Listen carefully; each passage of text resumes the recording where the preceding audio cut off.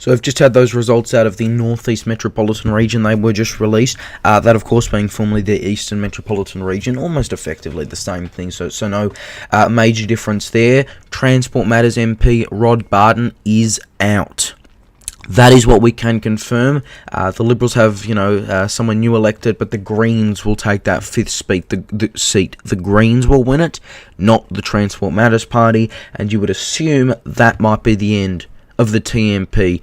They tried to get registered federally once. They did, and then they deregistered before even contesting an election. I think it was about 2020, 2021. Their only MP is gone. Their MP was elected with a tiny percent of the group voting tickets, which are now in doubt about whether they'll even stay another decade. And, of course, they had the second worst, roughly about the second worst statewide vote in the upper house, if you exclude independents and ungrouped. And, of course, the worst was the New Democrats, who, of course, their future is also gone, you would assume. But there we go. Transport Matters MP Rod Barton has failed to be re-elected. So that's kind of the big news there. We're going to keep following these results for you since we're expecting more regions to be released. The big ones, which will actually be released a lot later, are the what was I going to say? Excuse me. The big ones that'll be released later are Western Metro and Western Vic. We've just had some breaking news out of Southeast Metro. Here we go. Legalised cannabis and Liberal Democrats have won. The Legalised Cannabis Party and the Liberal Democrats are both in. It looks like... Am I misinterpreting? Yeah. Legalised cannabis, David Limbrick. So there we go. David Limbrick re-elected. Northern Metro, Fiona Padden gone. Adam Somyurek in. Adam Somyurek has won. So that's huge results there. That is massive results. That's going to be a big change in terms of what the political dynamic will look like in Northern Metro. I mean, going from Fiona Padden to DLP is of course a big change. But that's huge. Adam Somyurek has won.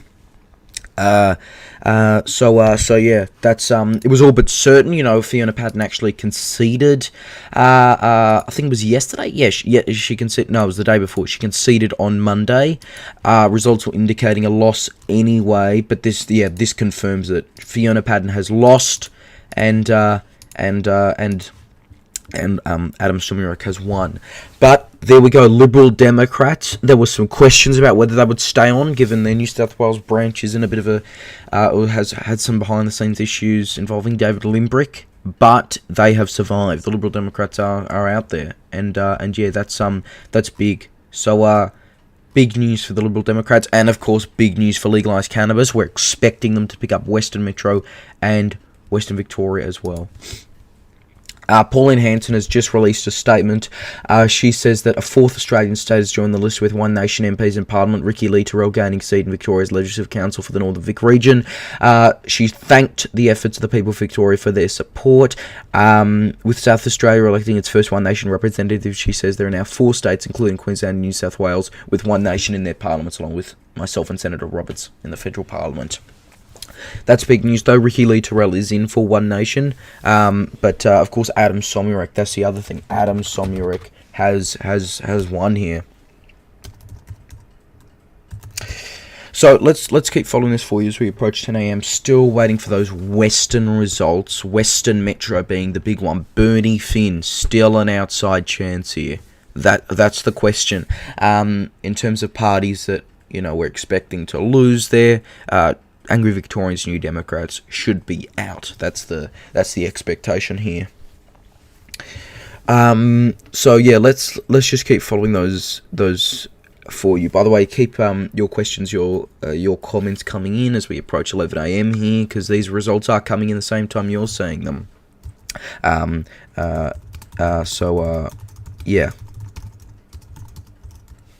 Adam Somyurek, though, that's going to be the big one, because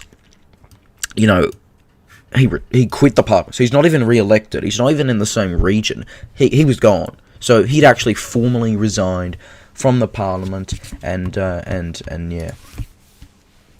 So for him to actually get back in like that, get back into Parliament, I mean, it's extraordinary. And might I add, I don't think it can all be put onto group voting tickets here. If you look at the numbers, the DLP, whether you believe it's because of their misleading name or not, if you want to call it misleading, because it goes by Labor DLP on the abbreviation, the point is, regardless of your thoughts on that, they had a much higher primary vote than Reason. It goes Liberal, Labor, Greens, DLP, Vic Socialist, Reason in all the Metro. So I'm sure group voting tickets might have helped. That's, makes sense. But in terms of this election, well, it looks like he got in. You'd want to say fairly. I mean, there's no group voting tickets, or there are a few group voting ticket wins, but there's no one in a Rod Barton type situation with less than 1% of the vote who has been elected based on these numbers. No one like that, and that's due to a large number of below the line voting. I mean, that's why counting's taken so long, because of how many people voted below the line. So yeah, that is that. But yeah, Adam Somyurek in. Yeah, Southern Metro coming soon. Look, that one's pretty easy to project. I'm going to predict it for all of you at home. It's going to be Greens defeats Sustainable Australia. That's the reasonable expectation. I think that's. I don't think Clifford Hayes is going to get back in. I think he might have actually already conceded. So yeah, that's that.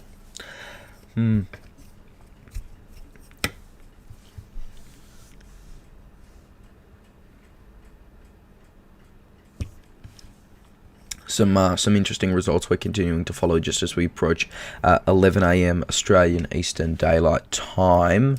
So yeah, that's again, it's kind of the big thing there. It's you want to say it's just totally unexpected, but like, is it? I mean, the results, have always been an interesting thing in this state, but whether they're going to provide anything crazy. Yeah, Liberal already confirmed in Southern Metro. That one's interesting there, because it seems like the Labor Liberal thing, and then minor parties is changing over. So that's kind of the big change, and you can blame a lot of things for that if you want to blame things for that. But yeah. Hey, look, I think we're going to head to a break just as we approach 11 a.m. We'll be back with more coverage of what's happening in the Victorian Upper House in a moment. Stay with us. You're watching 6 News Mornings.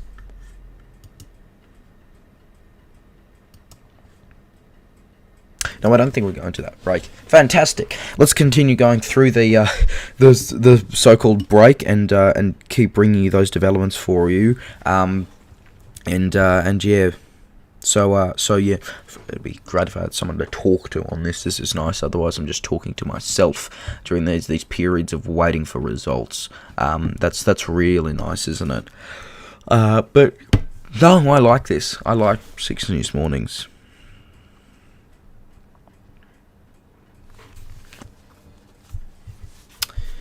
Of course, the DLP, Democratic Labour Party, or Labour DLP, depending on what you see, they're definite with one MP now, 100%. Adam Somyurek's in.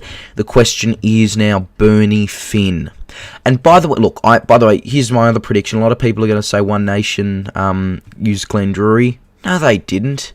No, they didn't use Glenn Drury preference deals. They did not. And their election was not because of that. That's a guarantee. They did not use Glenn Drury. In fact, they've come out against him. Whether you like One Nation or not, they've still come out against Glenn Drury. They have not, at this, I'm actually not 100% sure about previous elections, but I know at this election they did not use Glenn Drury.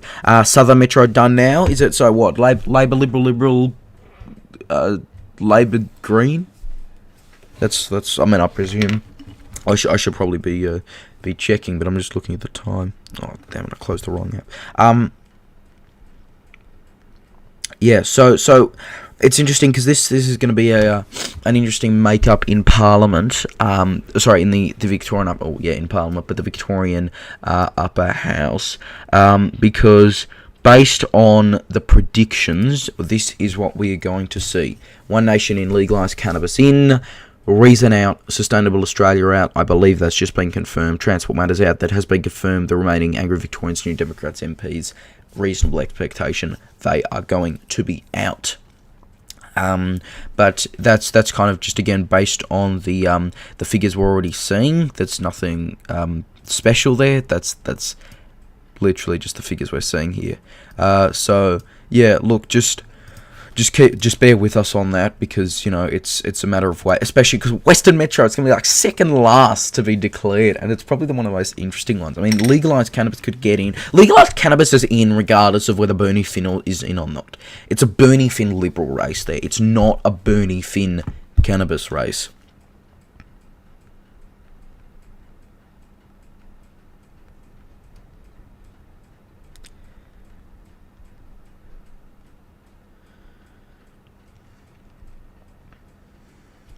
Now, it was interesting because a lot of people saying Rod Barton had been elected based on some ABC pages that seem to be misinterpreted, but obviously he has not been, and he was not expected to, regardless.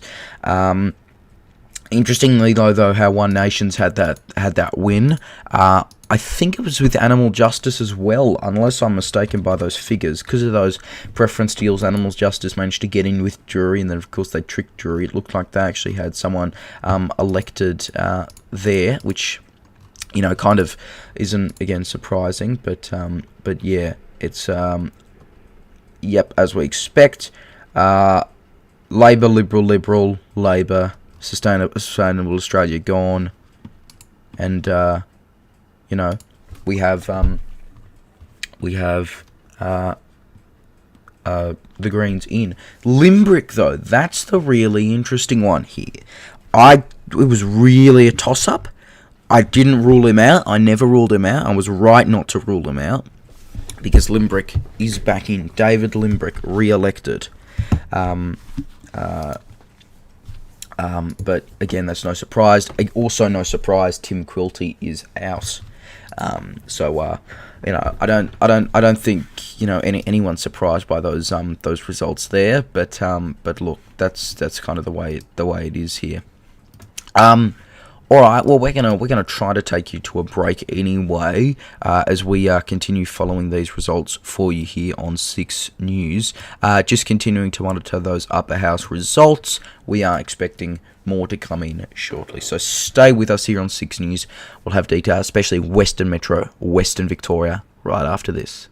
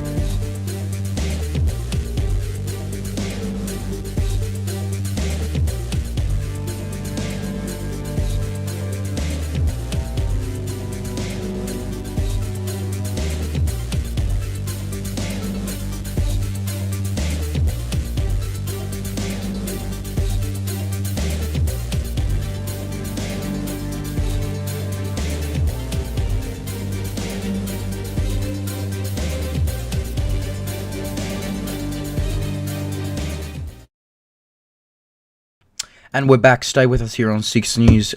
Good morning once again to you. If you're just joining us, results in the Victorian Upper House are being finalised. Western Metro is happening now. Lizzie Bladthorne, Ingrid Sitt, all elected for Labor. Moira Deeming for Liberal. Moira Deeming, that very controversial candidate. Some just called her a female version of Bernie Finn, who was dumped from the Liberals and now has a chance of retaining the seat for the DLP. But Moira Deeming elected. That is certain now. Yeah, that's the big thing there. So we're waiting to see if the second Liberal will get in. If not, that would, you'd assume, be Bernie Finn. So yeah, that's kind of the big actually it's not a big, kind of the big change up there. Well, you could argue it's not a big change up again because of the views of both Ms. Deeming and Mr. Finn, but that's big there. So it's a matter of, let's just wait and see, will Bernie Finn get in? That's the big question right now. Is he going to win here? I would say maybe.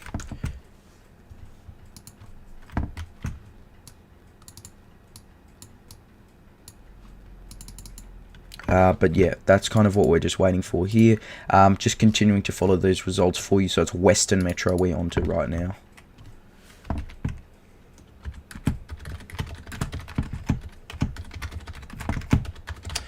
But yeah, so let's just bear with us here, because it seems like the minor parties always take longer. Usually, expect, so it's either going to be what I'm going to say just now. It's going to be Labor, Liberal, Liberal, or Labor, legalised cannabis, and then it's either Liberal or DLP.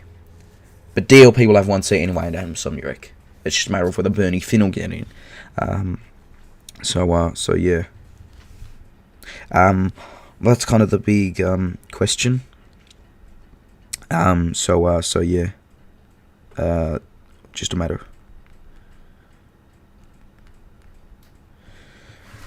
So yeah. We'll just keep following those. I just want to keep following them for you, just purely because of how they're turning out here, and it's a real mess. So yeah, let's just keep following those results. Again,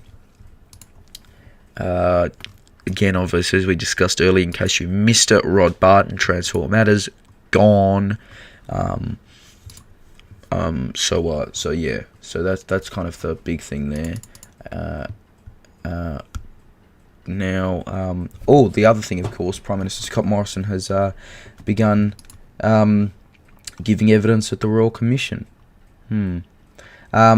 Again, on those results, just if you want to if you've missed them, Eastern Victoria, Liberal, Labor, National, Labor, Shooters Fishers. North East Metro, Labor, Liberal, Green. Northern Metro, Labor, Green, Labor, DLP. Northern Victoria, Labor, Liberal, Nationals, Animal Justice. There we go. One Nation. Again, first ever One Nation MP elected in this state. Southeast Metro, Labor, Liberal, legalised cannabis, Liberal Democrats. Southern Metro, Liberal, Labor, Greens. Western Metro is what we're focusing on right now. Plus, of course, Western Victoria when that comes in. So yeah.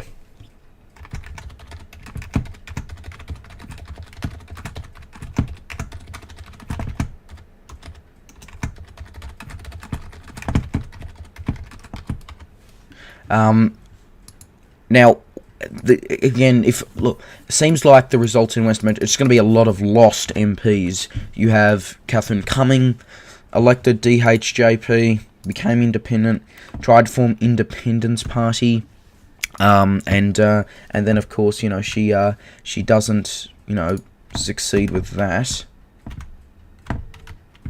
But yeah, that's the other kind of thing here. There we go. It looks like we've just got an in. Bernie Finn has lost. That's the big news there. That's the big story. Bernie Finn has lost his seat for the Democratic Labour Party, unsuccessful in being elected for that party. But however, we have the Liberal Legalised Cannabis Party in. So Bernie Finn is gone. We can confirm that now. That's really interesting. Those results are following this. Are being followed closely. So Bernie Finn gone. Catherine Cumming gone. Kashulia Vagella gone. Big results there. Big results there. So that's a big change up in Western Metro for you. That's a massive change up. So three MPs who have changed their parties. They're all gone, all of them, and the Liberals gain a seat, and legalised cannabis gains a seat. So yeah, that's the big change up there. So let's just keep following those ones for you, and then of course it'll be Western Victoria. But if we want to put that graphic up for you once again, just to kind of highlight where we are right now in terms of all these minor parties, there we go. One Nation legalised cannabis in, Reason out, Sustainable Australia out, Transport Matters out, Angry Victorians out, New Democrats out. So that's a big change up there. Hey, while we're waiting for Western Victoria, why don't we play more music for you? It's fun, isn't it? It's nice. It's like a radio DJ. Let's play some more. You're listening to 6 News as we just wait for those Victorian upper house results to be finalised. One more seat to go. It's Western Victoria. Stay with us.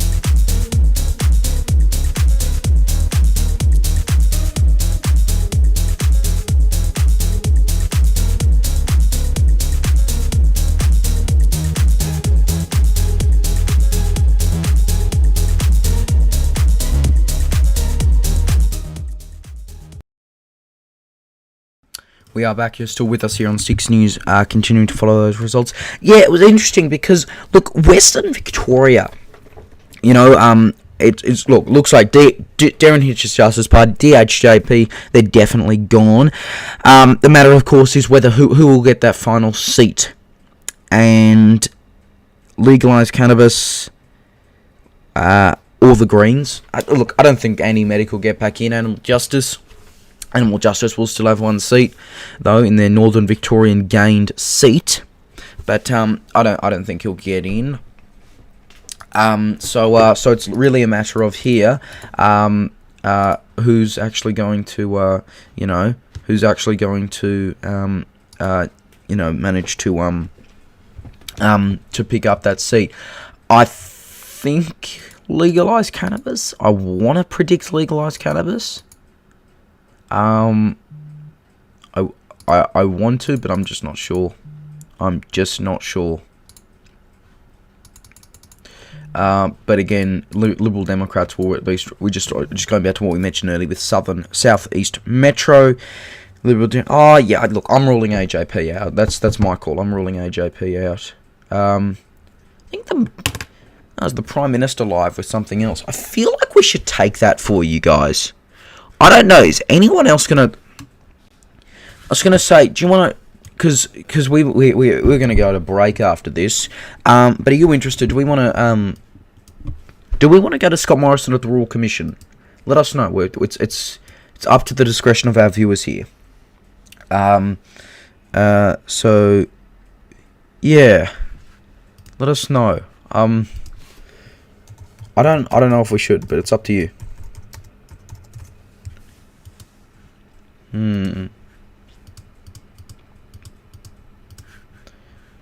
Yeah, okay. So it's Western Victoria we're waiting for right now, and then that'll be the entire upper house finalised.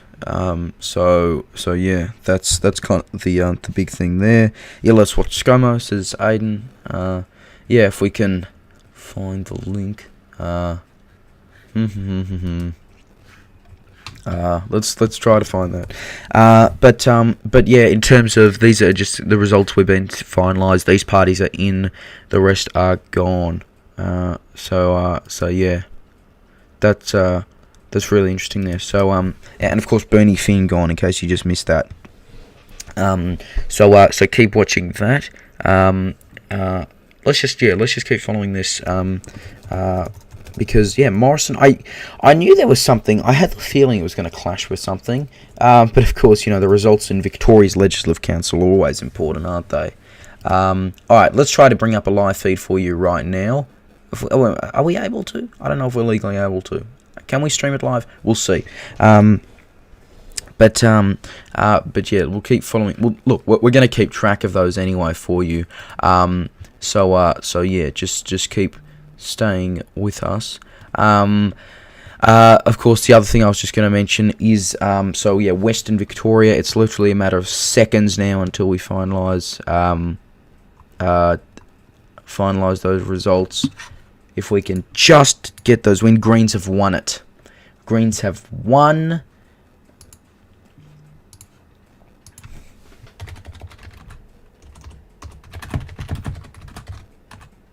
Greens have won. There we go. So legalised cannabis has 2 seats. That's the big change up. Legalised cannabis finishes with 2 seats here. Greens finish with what? 4? I want to... No, 3. 3. 1, 2... 3. Yeah. Greens with 3. Legalised cannabis with 2. So legalised cannabis almost got ahead of Greens on total numbers. Total numbers there. So yeah. Yeah, that's really interesting there. So look, there we go. That's is it 4? No, is it 3 or 4? I'm not Greens. Hang on, what? I'm counting this live. Yeah, no, it's 4. It's 4. It's definitely 4. It's 4. It's 4. It's 4. No one go after me. It's 4. Okay. It's 4. Yeah, that legalised cannabis one in Victoria. Yeah, their candidate was seemed to be controversial over some tweets I saw that were made earlier this year that resurfaced. He's not in though. So, if you didn't like his views, you're gonna be happy with that. He's not in. So yeah. That's so legalised cannabis 2 seats. Greens 4, DLP 1, One Nation 1, Animal Justice 1, Liberal Democrats 1. So big results there. Some big shake-ups for you in the Victorian upper house. But yeah, that's what's happened here. So yeah, that's some big changes there. We're gonna keep following that for you because obviously, you know what, let's take it. Let's kind of try to let's take ScoMo. They can't stop me taking ScoMo's feed. Okay, let's try to listen in. to the Prime Minister Scott Morrison. I'm going to change what we're talking about now. So lucky us. All right, just stand with us for a second. We're going to bring up the Prime Minister for you, who was speaking, of course, at the Robo-Debt Royal Commission, who has been speaking at this for the past few minutes, and we've just been a little busy with those upper house results, but you're going to get it now. So just kind of, yeah, as I said, I'll keep using that same term. Please just do bear with us here. It's, easier said than done. Yeah. But of course, if you're looking for more updates on the Victorian Upper House, let us know, because you can go to our website, SIXNewsAU.com, and follow us on social media. And of course, you can head to our social media as well. Look, let's try to bring him up now. The Prime Minister, the former Prime Minister, speaking at the Robo-Debt Royal Commission. Let's have a listen in. The Department of Human Services is what I describe with DSS as a supplier-client type relationship. The Department of Human Services not only provides policy delivery, or rather program implementation services, to the Department of Social Services, it also provides that to the Department of Health and engages with other service delivery agencies. So it is important, in my experience, that you have an understanding of those you work with, and to have a good understanding as best as you can of how the system works. Now, in my experience up until that time, I'd previously been the Minister for Immigration and Border Protection and had worked in that portfolio area since late 2009. So that had been quite a period in a different portfolio area. And so I understood how complicated that portfolio was, and I had no reason to believe social services would be any less so. And so talking to the policy and program implementers was an important early conversation. So the purpose of that conversation, which was, I think, sought in concert both with Ms Campbell as well as Minister Payne, was of a general nature, to understand how the Department of Services operated, what their systems were, to understand how they communicated benefits and dealt with processing of payments. I remember spending quite a bit of time as we went through the Centrelink handbook and the various benefits that were there, which was explained to me, and how they worked through their very difficult tasks. And I stress it was very evident to me from that early conversation that the Department of Human Services, that later became Services Australia, have a very difficult task. They are dealing with some of the most vulnerable in our community, and they have a great deal of expertise in trying to manage those vulnerabilities as best they can. But it is a difficult system. Now, I think you were actually asked about directions or guidance to Ms Campbell. I'm happy to respond. Well, go right ahead. And so the discussion was of a general nature. Within that discussion, I obviously expressed interest about how they ensured the integrity of the welfare system. And it was explained to me how they did that. And I knew from my previous experience in immigration that any government program has challenges in dealing with integrity issues. Some of those are intentional, some of those are unintentional.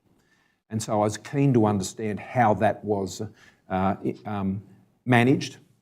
And as a result of that general conversation, I asked that they advised me of ways we could do that better, which seemed to me to be consistent with my responsibilities as Minister. This was a budget which was a third of the federal budget.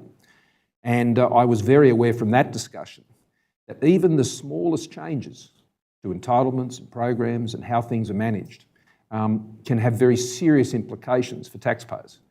Of course, the social welfare system, the social security system, is paid for by taxpayers, and the system needs to be fair to those who receive benefits as well as those who pay for them, the taxpayers. And that was a very strong view of our government and the principle of mutual obligation, which was established in particular by Prime Minister Howard.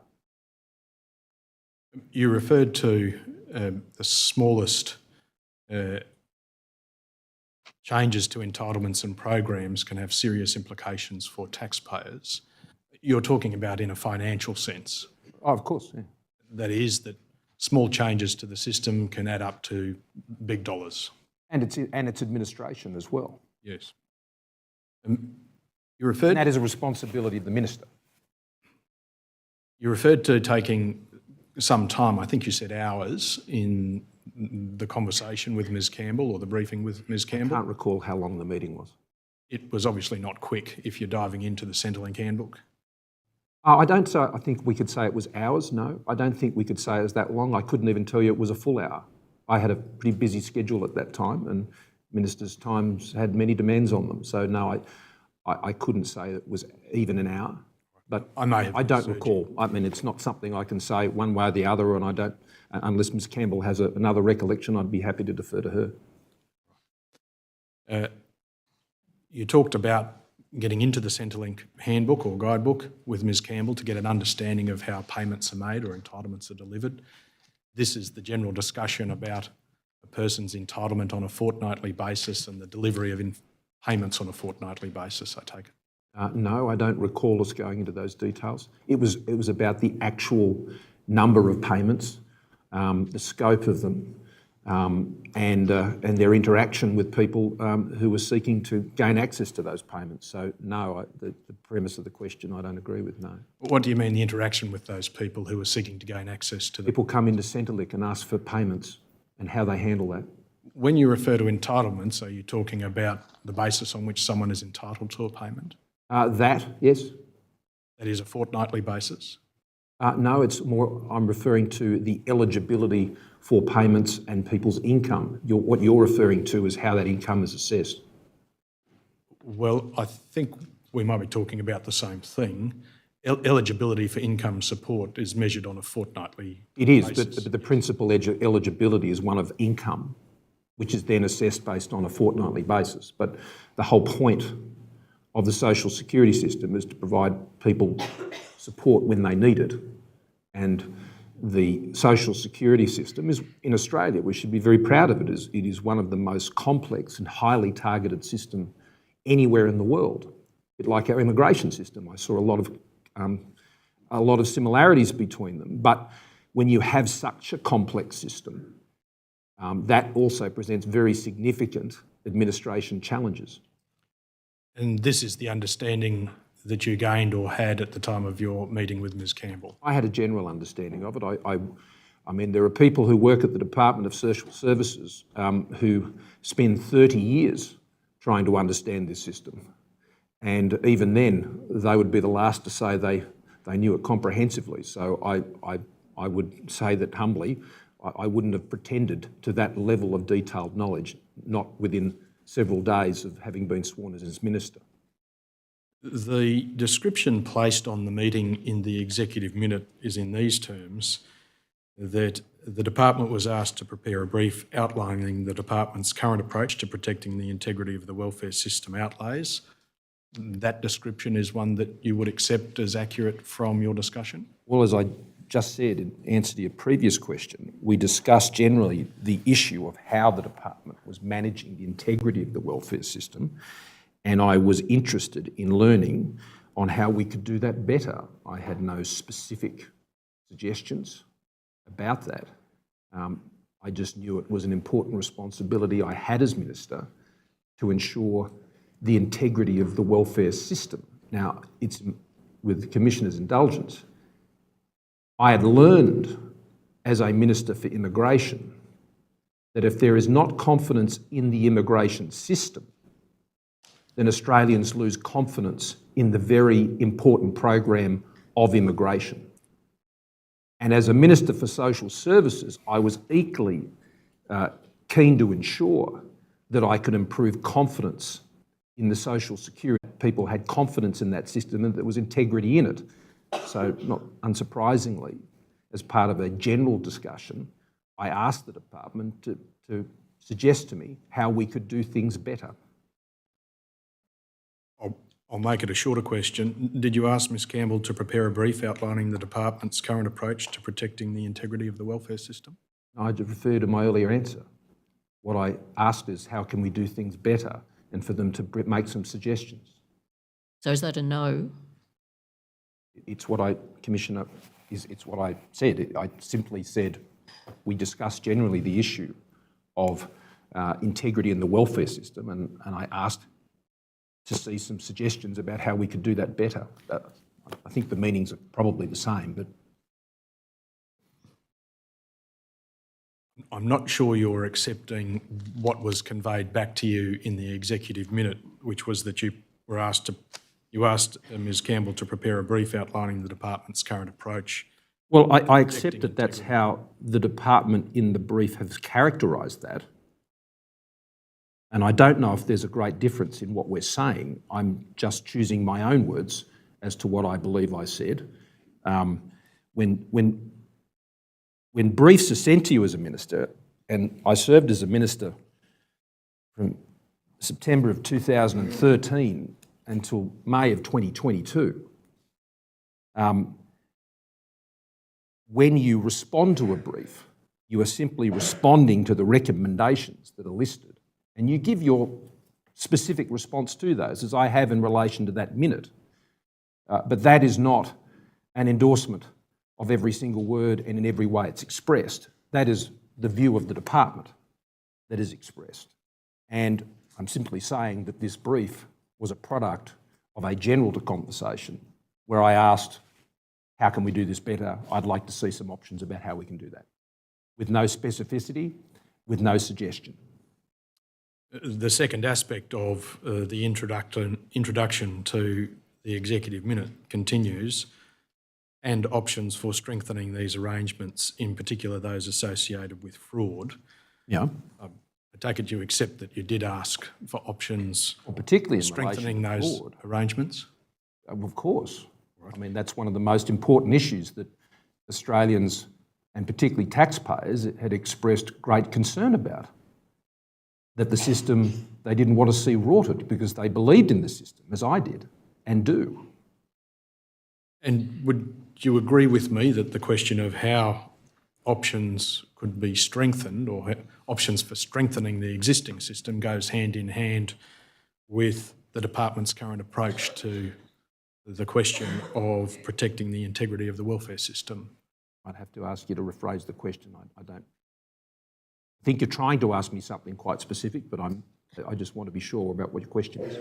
Well, options for strengthening the existing arrangements goes hand in hand with an understanding of the existing arrangements. Sure, yes. And when you read the executive minute, there was nothing that jumped out to you about this sentence as a misunderstanding of your conversation with Ms Campbell. Well, that's not what I was reviewing. You read the minute.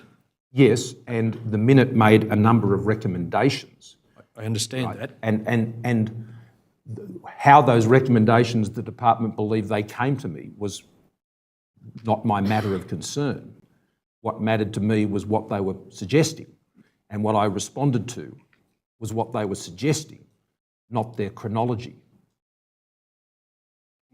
Are you suggesting that they mischaracterised the nature of the meeting?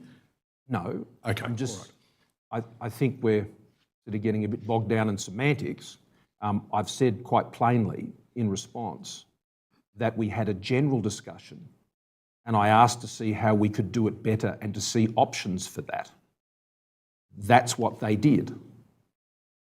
And I responded to the recommendations about what next steps should be taken. Did you consider that the brief contained in the 12 February executive minute was responsive to the conversation you had with Ms Campbell? Yes.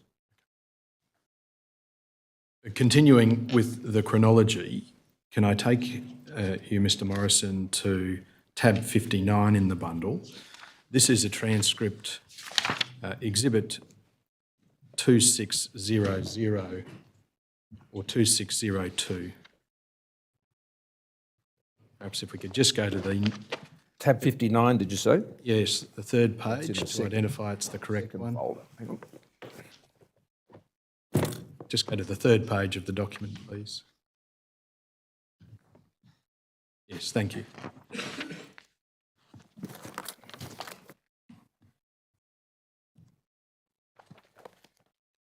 Page 3. Yes, you'll see at the bottom. And in Mr. case you're just Morrison, tuning in, you've just missed it. This is, of course, former Prime Minister Scott Morrison speaking at the Robo-Debt Royal Commission. You've been watching 6 News Mornings. We're continuing with this live feed right now. Stay with us. on Sky News. Yeah. Yeah, which section would you like me to look at? I'd like to take you to page .0227_0003, which should be the next page, bottom right corner 4/6. Yeah. Yes. Former Minister Richardson, towards the centre of the page, I think prompts you to adopt some language. You can see that in the centre of the page he says you were not put in there. You see that paragraph? Sorry? You were not put in there to be a pussycat? Oh, yes, yes. Yes, you can see that. Yeah. And the interviewer... Graham has a colourful turn of phrase, Indeed. in my experience. You can see towards the end of that paragraph what he says is, who are you going to crack down on because a bloke like you is not going to sit there and do nothing? Does that mean anyone on the dole has got to look out? And your response is anyone who is trying to rip it off does. Do you see that? Yes. Right. The language crack down was obviously suggested to you by the interviewer, but it appears to be language that you were comfortable to adopt at that point. Well, I didn't use that phrase, I don't believe, as the next paragraph says, and given you make reference to it, I would draw attention to the comments that I made. I said anyone who was trying to rip it off does. Yes, That's who I was referring to. right. And then I go on to say anyone who is trying to rip off the welfare system, because every benefit paid is paid by another taxpayer, which is indeed true. On average, an Australian who works is working a whole month to pay for someone else's benefits. That's true. There are a broad range of people that need and deserve our support, I said. Whether those on the age pension have worked hard all their life and had a clear deal that they went through life, that if and when they worked hard, they would be an age pension at the other end. Now, I think retirement incomes have changed a lot since then. I go on to make a range of comments. So I acknowledge both that there are people who are indeed very deserving of the benefits that are paid under the system. There are people who pay for those benefits, which are taxpayers. And there are those, regrettably, in my experience, having been a Minister for Immigration, where I've seen people seek to defraud the immigration system, I've been a Minister for Social Services and seen people seek to defraud the social services system. I've been a Treasurer and I've seen people seek to defraud the tax system. So regrettably, that is an aspect that ministers must be conscious of, and in fact, taxpayers demand that we be so. The end of that paragraph that you read out in part continues that you say, I think Australians generally are quite happy to have a system that helps people who are genuinely in need and deserve our support. Correct. What they won't cop, just like they won't cop people coming in on boats, they are not going to cop people who are going to rort that system. So there does need to be a strong welfare cop on the beat, and I will be certainly looking to do that, but I will be doing that because I want to make sure this system helps the people who need it most. Correct. All right. Did that reflect your view as Minister that that was the approach you were going to take in respect of welfare reform? Yes, and I restate it. I want to make sure this system helps the people who most need it. At the bottom of the page, after references by Mr. Richardson to the National Disability Insurance Scheme, you go on to say, and I'm referring now to the second last line, there are still billions that need to be found to make sure this program actually runs. I see achieving NDIS as one of the worthy goals of going through the hard tasks of reforming the welfare system to ensure that we can accommodate this, because this sort of thing in that social services, you want to be able to deliver. And at the end of that paragraph, you continue, but you have to find the savings. You have to find the reform that ensures you can accommodate a program that is going to cost more than around $12 billion at the Commonwealth level alone to ensure it can run. I think that is a worthy goal, and that is why worth getting the right reforms so we can achieve it. Yeah. You're linking, as I understand it, reforms with the social security system as part of the funding required for the NDIS.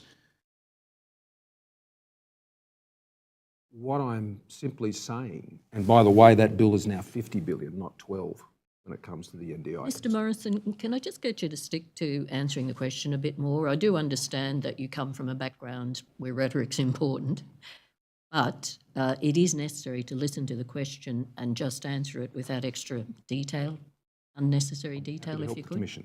Thank you. What you refer to is the responsibility that I had as Minister for Social Services to ensure that that portfolio was exercised in accordance with its legislation and that there was not payments that were made that were being inappropriately made.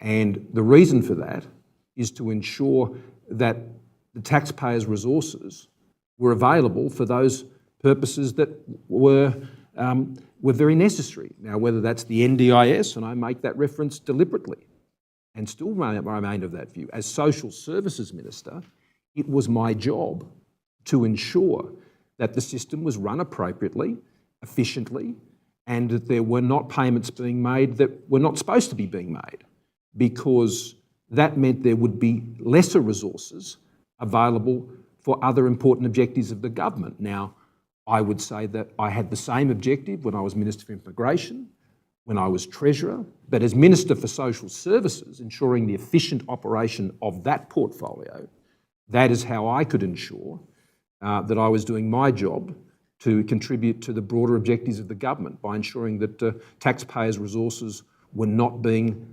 expended inappropriately. And that is savings achieved by ensuring that would be available for other government programs such as the NDIS. I understand that to be the link you're making here. Well, let me ask, just to clarify, if you're referring to savings, I assume you're referring to the SIWP program, is that right? I'm just referring to what you're describing here because the SIWP program didn't exist at this point. No, it didn't at that time. I wasn't even aware of it at that time at all. But that's right. You talk about the billions needed to fund the NDIS and welfare reform. So let me be clear about, there are three types, and this is important context, Commissioner, if you indulge me.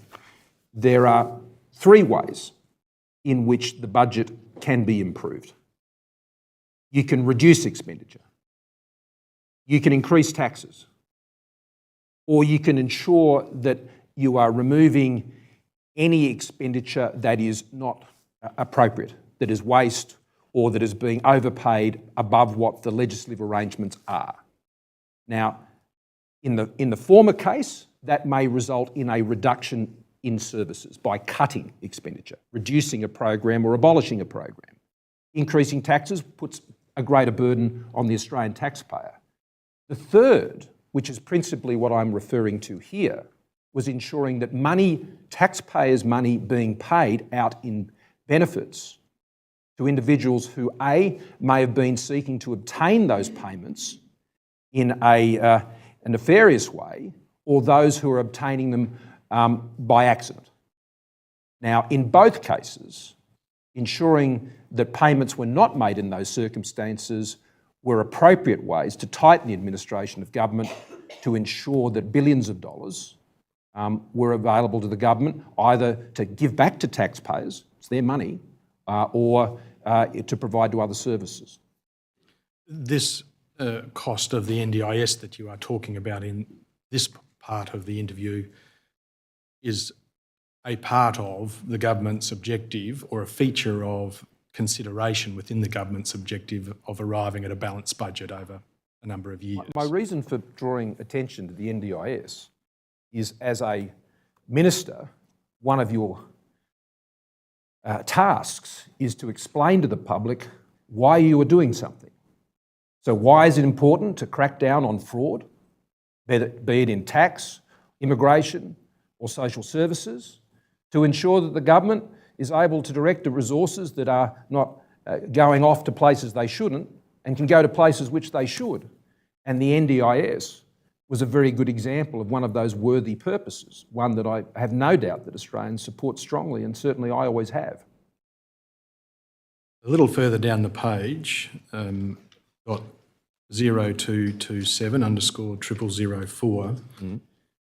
You can see the fourth substantive paragraph commencing Minister Morrison. Yeah, look, very good point. You use the phrase cracking down here in the third line in respect of eligibility for getting onto the disability support pension. You can see that? Yes, that was a big problem. And your use of strong language reflected, I take it, your strong views about welfare reform and the need to achieve that third category of savings that you outlined to the Commission. That's right? Yeah. The following day, you met with Mr. Finn Pratt, and I'll take you to tab 112, exhibit... This is Finn's notes, is it? Yes. Sorry, Mr. Pratt's notes. Tab 112, exhibit 1232. 112, is it? Tab 112, yes. Yep.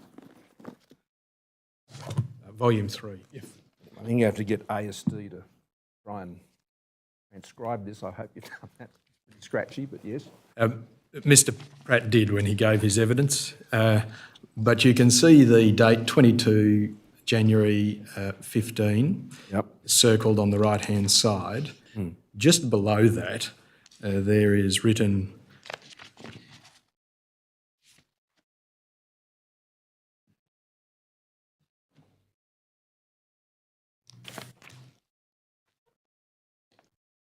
plus childcare integrity, a plus sign, and then the words childcare integrity, colon, and below that, welfare cop, according to Mr. Pratt's interpretation of his writing. Correct. Again, that language, welfare cop, was probably something you said to Mr. Pratt in the course of the meeting, with him conveying what you've described earlier to Mr. Richardson as your position as Minister. It was one of my many responsibilities, yes, and that's how I colloquially described it. Often I'm the son of a police officer.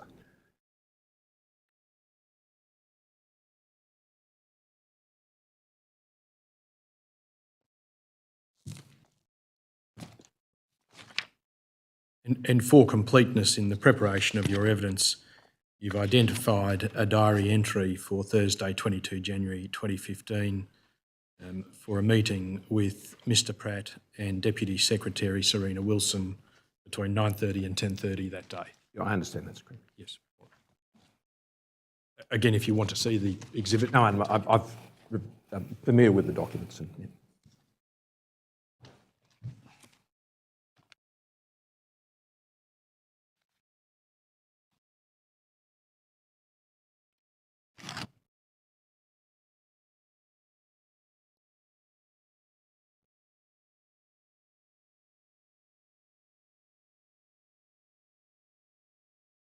If we move forward in time, we know that you received the executive minute, or rather your office... Did you want to ask me anything further about that meeting? Or no, not at all. At this point? Okay, fine. Moving forward in time, you know that your office received the executive minute on the 12th of February 2015, and it was reviewed by you and apparently signed on the 20th of February 2015. Correct. Before getting into the detail of that minute, can I deal with some more media subsequently? I'm turning now to the 25th of February 2015. This is an address at the Press Club, and the point that I'm wishing to... What tab are you referring to? 60. The point I'm wishing to highlight is Minister Payne's significant involvement in the process with you. Yes. Exhibit 2603, RBD.9999.0001.0213. Yes. See at the bottom of the page, addressed to the National Press Club, inverted commas, the best form of welfare, 25 February 2015. Yes. So about 5 days after you've signed the executive minute. Correct. And it is a lengthy speech, at least in terms of the pages. But the point I wish to make firstly is that Senator Payne was present according to the third line on the second page. Yes, as was the parliamentary, they called them assistant ministers at that time. Yeah. Yes, that is Mr Fifield, your assistant minister. There was an assistant minister, both Mitch Fifield and Connie Fiervanti-Wells. And if we go parliamentary secretary. Go then to the next page. The third paragraph commences in advancing many welfare reforms. Yep. Perhaps if that could be called out. Yep. You refer to the concept of welfare reform, and you've described your position as Minister about that. Mm-hmm. And indeed, you've referred also to the question of the ICT systems, I think the WPIT program you referred to earlier. That's what I was principally referring to, yeah. Yes. And you refer there to the concept of a major haul, which might be a major overhaul of our service delivery and ICT. So it's a transcript error, I suspect. Yes. You give Minister Payne credit here for leading the charge on this since taking up the job after we were elected, and she's been doing an extraordinary job. You always did. And I just pause there.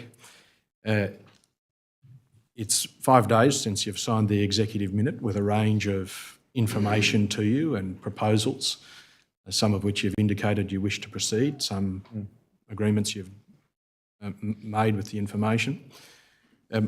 What are you referring to here in terms of the role Minister Payne had in leading the charge in respect of service delivery and ICT systems, that overhaul? Whippet program. The Whippet program.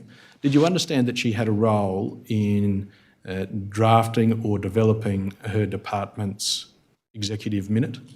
I assumed she would have. Yes. That is, it would be natural for you at that point to expect that you received the minute after it had been considered by That was my assumption. Senator Payne.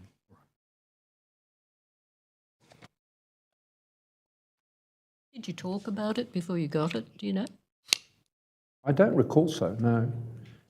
I should stress at this point that this was a proposal under development.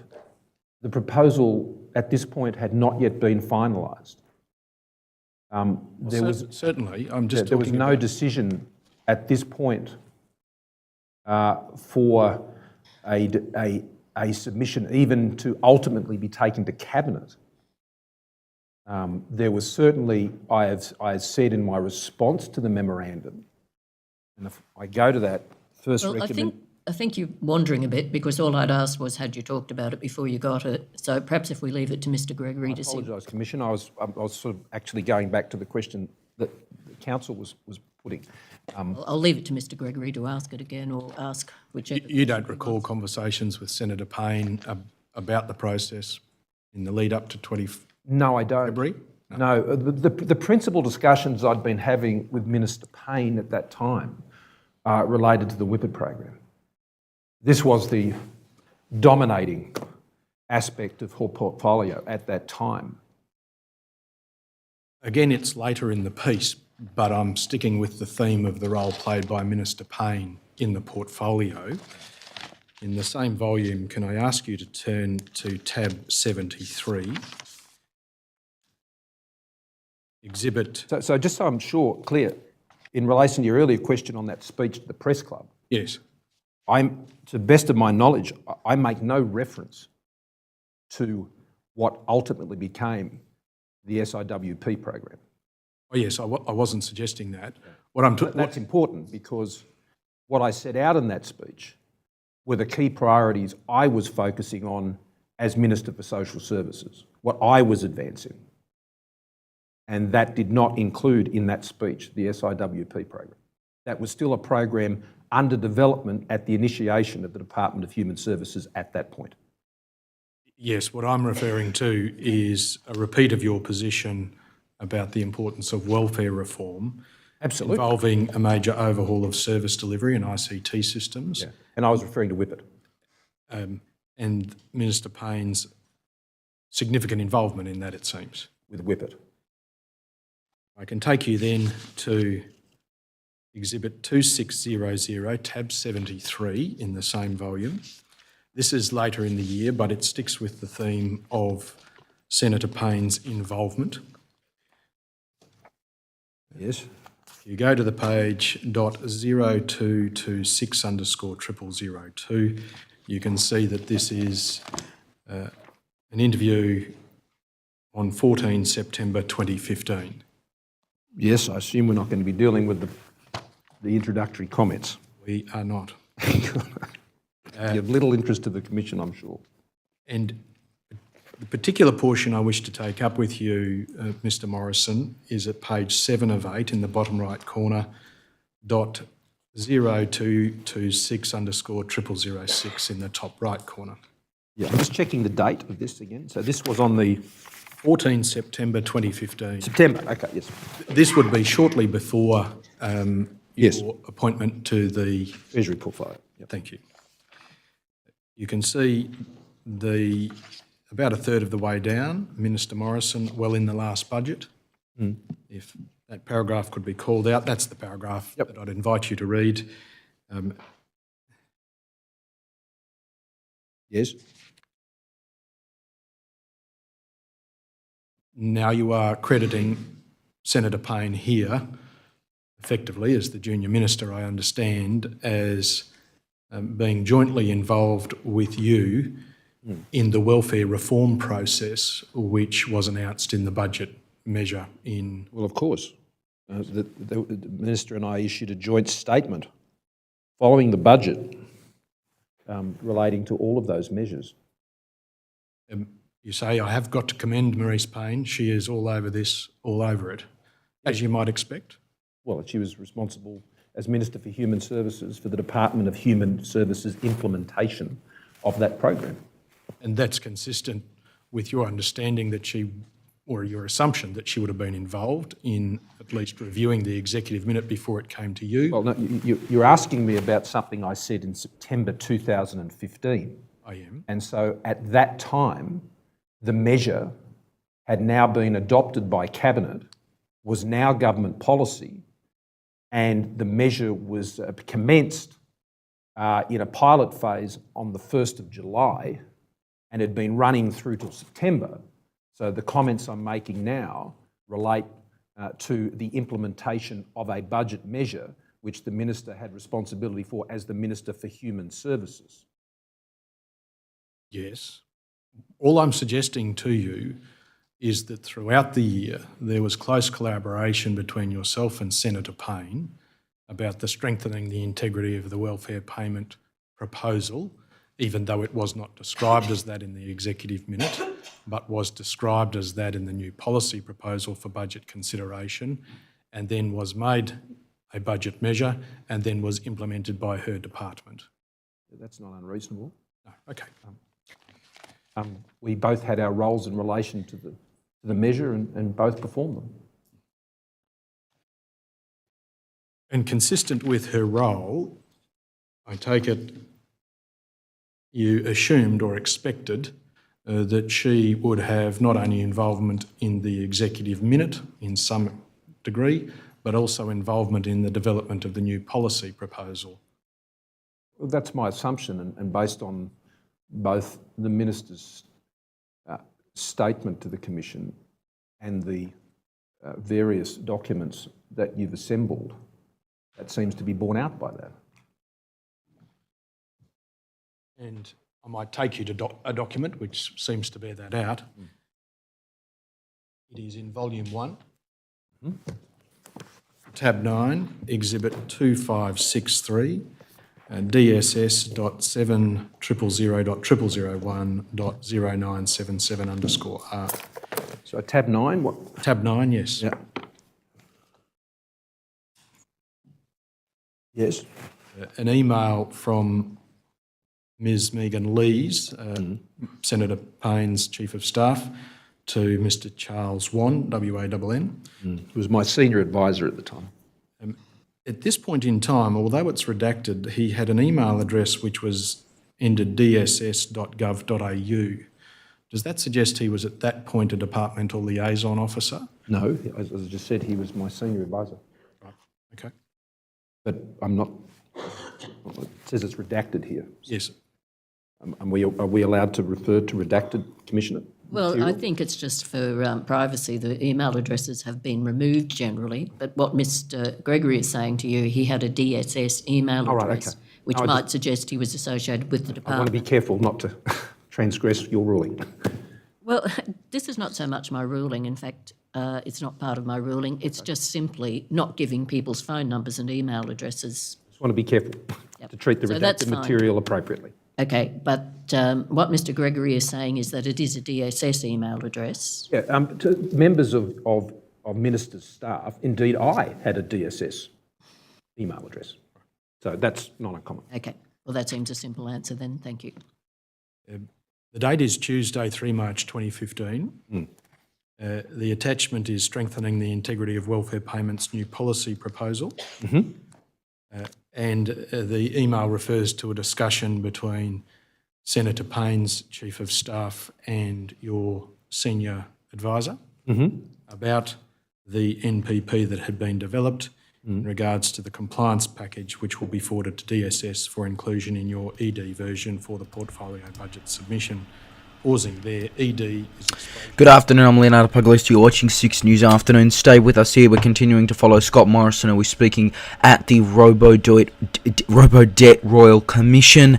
If you're looking for more of our coverage of the Victorian Upper House results, stay tuned. You can watch this, the latest on Catch Up, and of course head to our website, SIXNewsAU.com. Stay with us.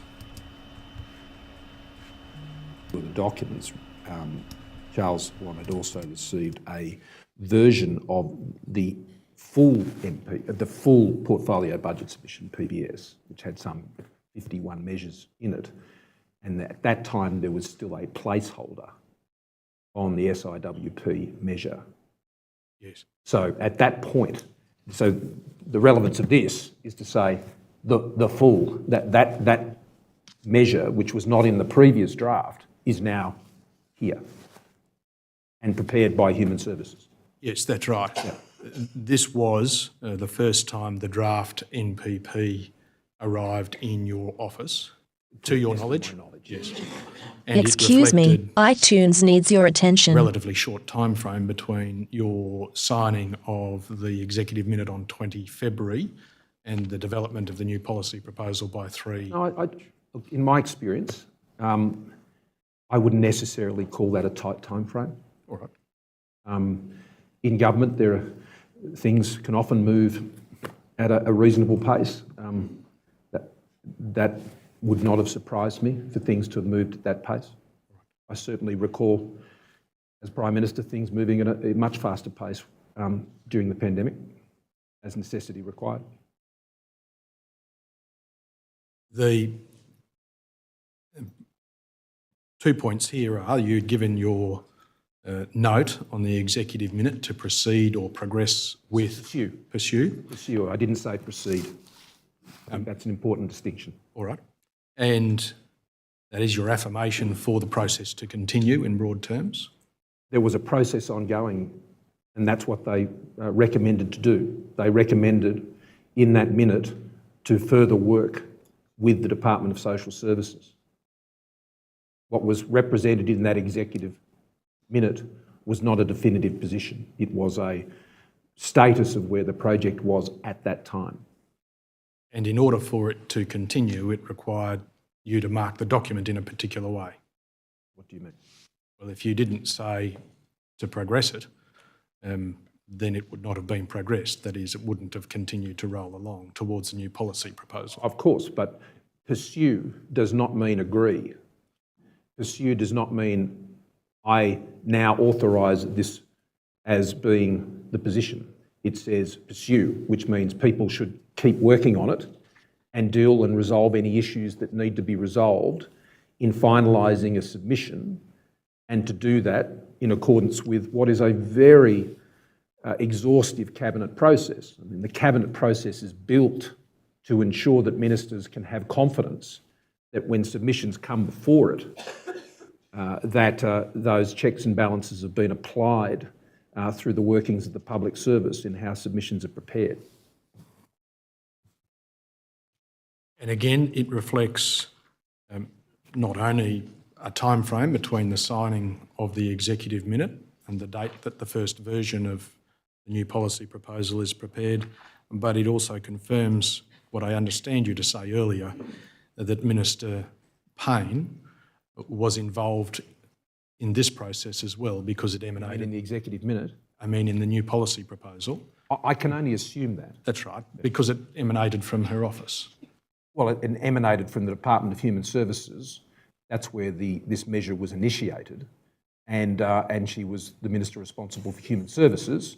And indeed, when the matter would be considered in Cabinet, then, as your own documents show, and as we discovered, which was my recollection, obviously the Minister was present, as was the Secretary, Ms Campbell. That's right, we'll come to that. All I'm suggesting is not that it didn't come from DHS initially, but that it came to you from Senator Payne, reflecting her involvement in the development of the NPP, to your understanding. Based on those documents, I think that's reasonable. There's nothing, I mean, if there's a document that says that it came to me from DHS, then that wouldn't necessarily surprise me, but I'm not aware of such a document. So yes, it's not uncommon that the non-cabinet minister in the portfolio area's office would be the one always engaging with their department, and therefore the communication on behalf of the department through to me would have occurred through the minister's office. That's not unusual. Yes. The next tab is tab 10, exhibit 2564, DSS.700.00001.0978. Yes. That's the attachment. That's the NPP. Yeah. The draft NPP, in what you understood was its first form in which your office received it. Correct. Do you recall reviewing that following receipt on the 3rd of March? Well, I refer you to my statement. If I go to the statement, I think I say that I don't at that time. Okay. So I just refer you to my statement.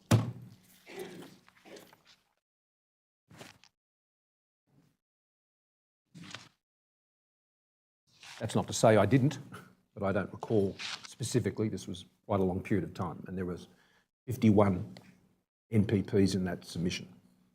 I think I see it in item 8 in chronology 1, Mr Morrison. Is that what you're talking about? Thank you, Commissioner. Which is on page 8.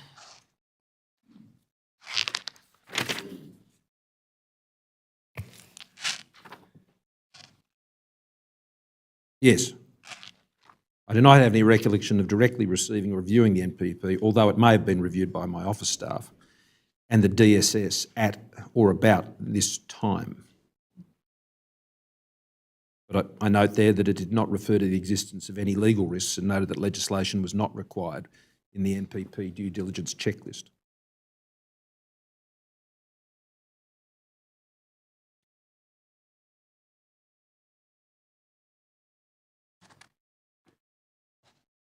Would you have expected your staff to make you aware that the final proposal for the portfolio submission had been received? Oh, I'm sure it would have come up that the submission, that item was now in the document, and I suspect they did.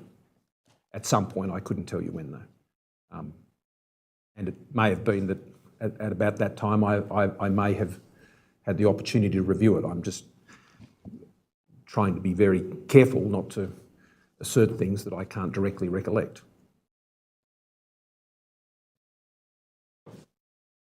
Moving now to the executive minute topic. Yeah. But don't go to it first. I want to deal with a couple of documents which surround it.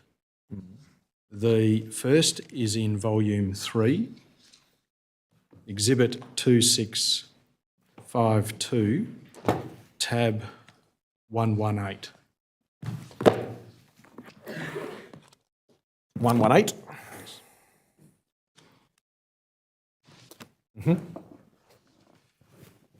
Before I get into the specifics of the email at the bottom, just to set the scene, Mr Morrison, you'll recall that the executive minute comprised some 17 pages. Let me just check. Certainly.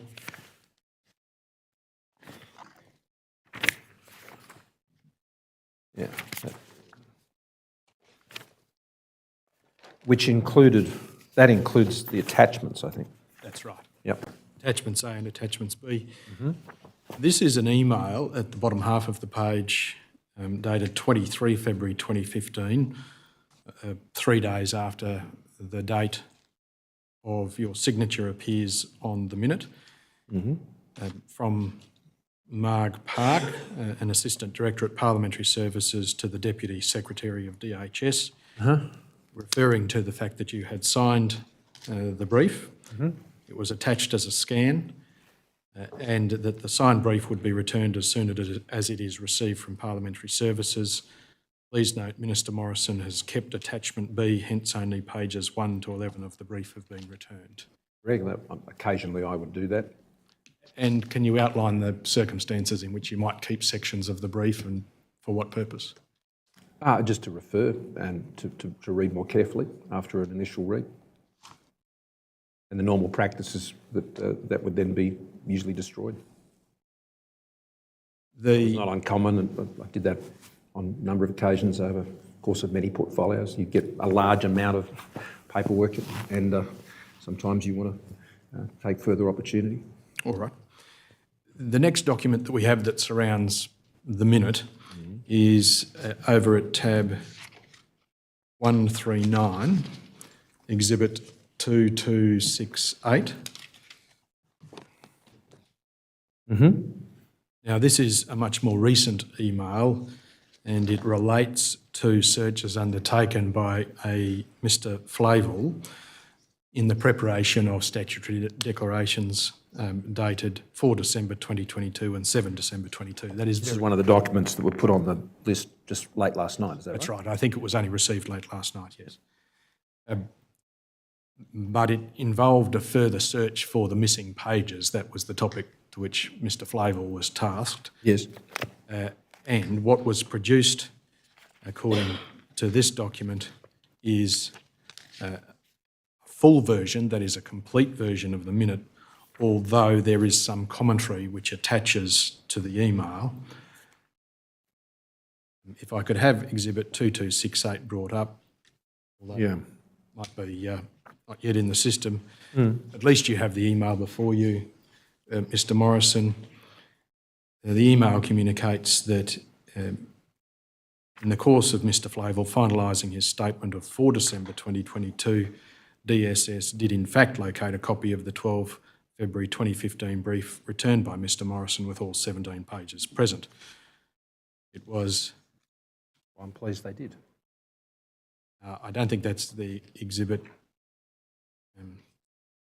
That could be taken down. The note says, we note two things. And I know the one you've got. I've got it in front of me. You've got it in front of you, yes, but not everyone can see it because it's not on the screen, so I'll just read out the detail. We note two things about the document. The document bears highlighting. DSS is unable to say who made those highlights, and pages 12 to 17 are not marked up in black pen the way that pages 1 to 11 are. And it's possible the brief was reconstructed back in DSS. That is, the last 6 pages taken from the brief as sent to Minister Morrison and attached to this copy after it was written. So if I understand that correctly, what you're saying is what they've found is what they believed to be attachment B.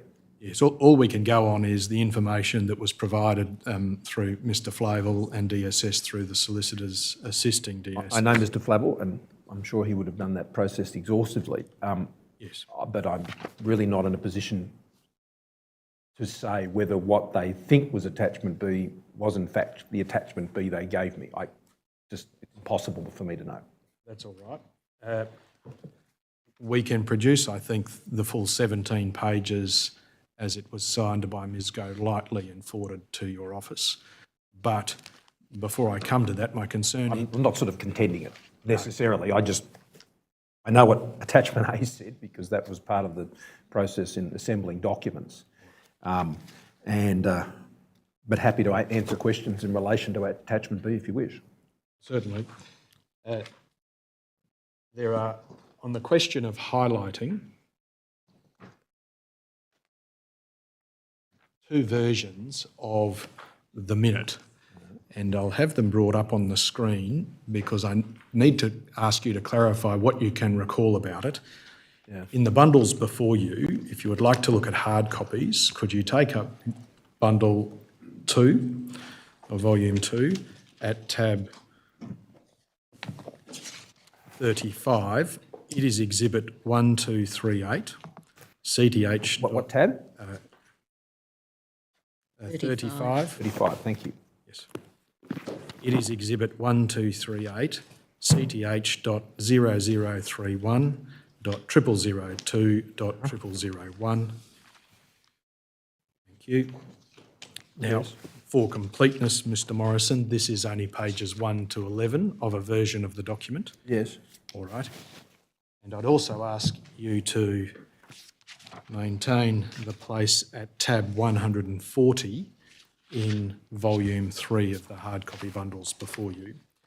But I'd ask that that document also be placed on the screen. Might just look at, I've got many things open here, but yep. Exhibit 2269 DSS.5077.0001.0037. Yes. Just wait for that to come up on the screen. I think it will be easier to do it in a side-by-side sense. Sure. Well, I've got the one from, what's this? That's Perhaps bundle, all that's being bundle 3. So you're saying the other one you're looking at is in bundle bundle 2. Okay. What's that one? Tab 35. Yeah, okay, I've got that. Got that? Now, on the front page, Yes. you'll see on the one before you, which is on the screen, exhibit 1238 ending 0001, your signature is redacted, but the date of February 2015 is there beside the blacked out box. Otherwise, they appear to be identical copies of the markings made on the front page. Yeah. All right. I'm not suggesting there's any difference between them. They appear to be identical copies of the same document, although there is highlighting which is different between them. So again, if I could get you to turn to the second page in volume 3.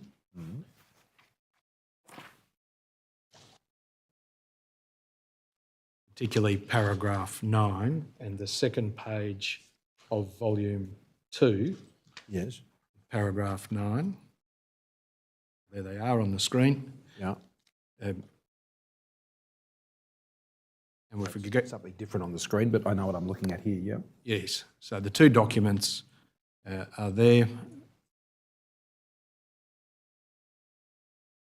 The first difference appears to be that in paragraph 9 of the exhibit 1238, there is no highlighting on 9, but in the other document, 2269, there's highlighting in paragraph 9. Otherwise, it appears that the markings which are made with a pen are identical. Yeah, but as I said in my statement, I can't tell you who made those markings. I have no idea. There's two separate points here, Mr. Morrison. One is the pen markings and one is the highlighting. This document did either. This document you haven't seen in any detail before, I don't think, because it was the 17 pages which only came through very recently. And so I'm just going to give you the opportunity to make your comments about the highlighting questions by a comparison.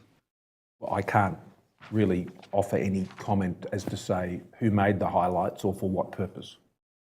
And I can't conclude that I made them, and I don't think there's even anything here to suggest whether I made them or not. I just don't think that can be concluded. In the document on the left... These documents pass through many hands. I understand that, I understand that. But it's important you understand that the position be clear for the Commission. I understand. All right. And so I just want to take you through the process. That's all. Paragraph 15 in the document on the left contains some highlighting. Yes. Exhibit 1, 2, 3, 8. You can see that. That doesn't appear in the other document. Yes. All right. Otherwise, the markings appear to be the same. Again, if we go to page 5 of 17, that's 0005 of the document on the left, under the heading Regulatory Impacts and Sensitivity. Yes. Again, you can see some highlighting which appears on that version, which is not present in the more recent copy. Yes.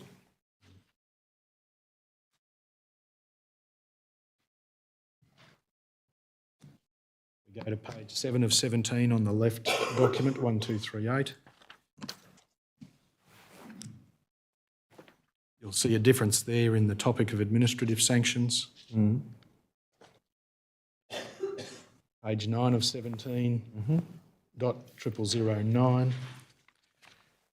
There seems to be a difference between the use of a highlighter pen and an underline. Is that what you're drawing my attention to? I'm drawing your attention to the difference in highlighting.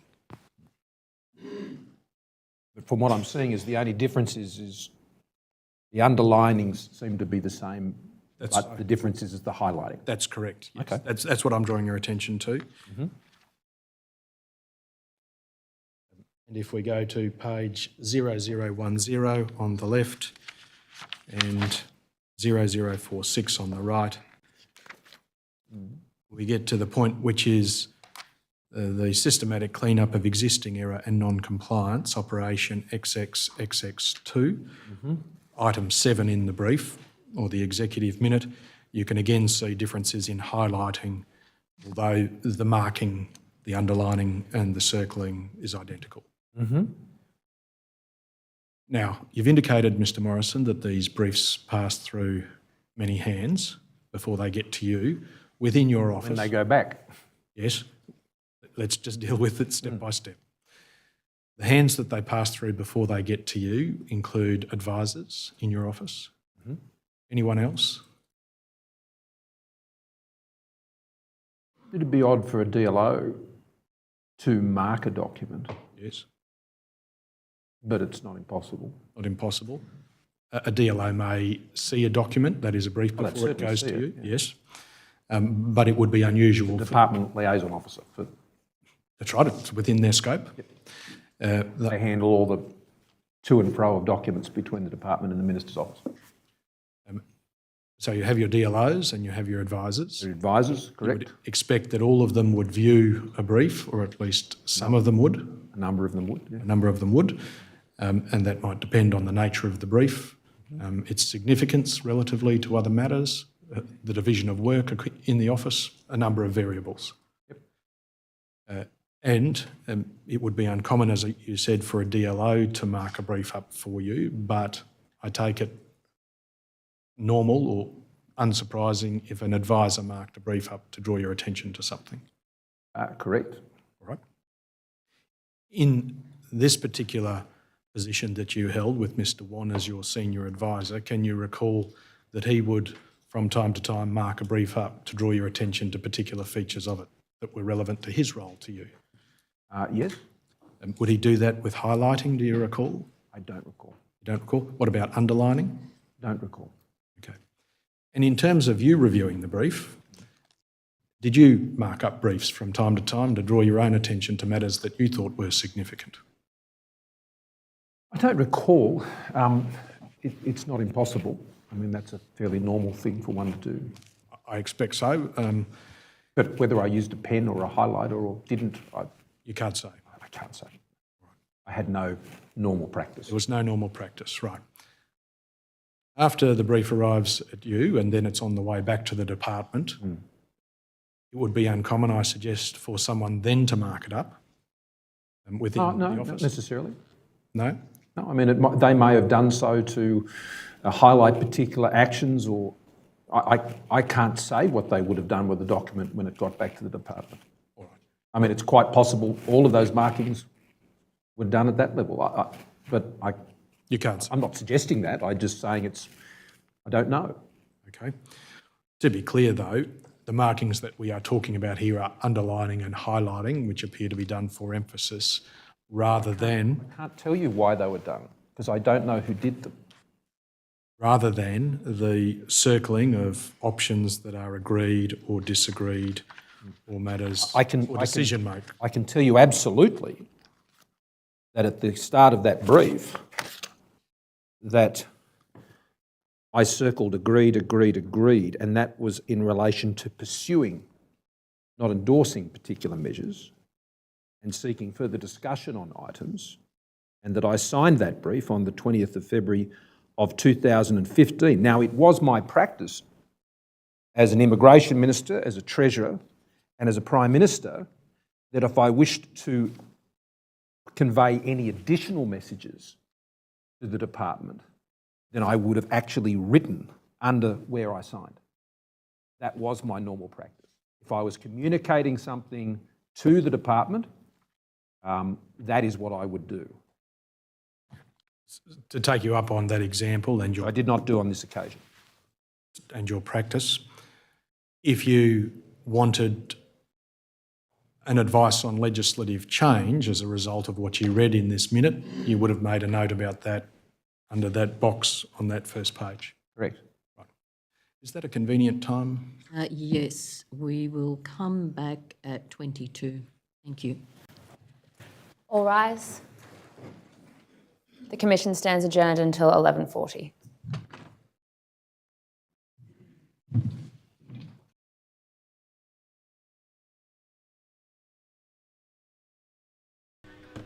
And that's where we're going to leave our coverage of the Robo-Dirt Royal Commission. Of course, Scott Morrison speaking there regarding, of course, Robo-Debt, as you'd imagine. But earlier, for more of our coverage of the Victorian Upper House results, you can head to our website right now, SIXNewsAU.com.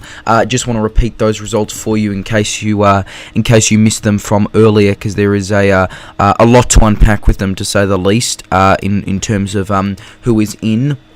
So we know that Labor has 15 seats. That's down 1 from the last Parliament. Liberals 14 up 4. Coalition up 4 to 14. Liberals up 3 to 12. Nationals up 1 to 2. Greens up 3 to 4. Legalised cannabis gains 2.